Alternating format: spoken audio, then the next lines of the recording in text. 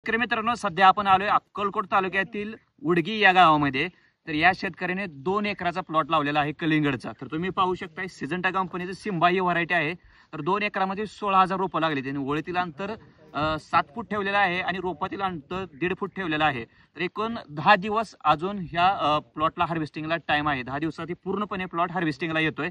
तरी सुद्धा आता आपण सोलापूर जिल्ह्यामध्ये बघतोय खूप मुसळधार पाऊस चालू आहे सध्याला, आणि अशा पावसामध्ये सुद्धा हा जो प्लॉट आहे तो एकदम जोरदार या शेतकऱ्याने आणलेला आहे. आणि तेच आपण माहिती पाहण्यासाठी या प्लॉटवरती आलेलो आहे.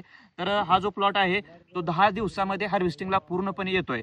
आणि तुम्ही ही क्वालिटी बघताय. आता सध्या एका फळाचं वजन 4 ते 5 किलो आहे आणि अजून 10 दिवस बाकी आहेत हे हार्वेस्टिंग व्हायला.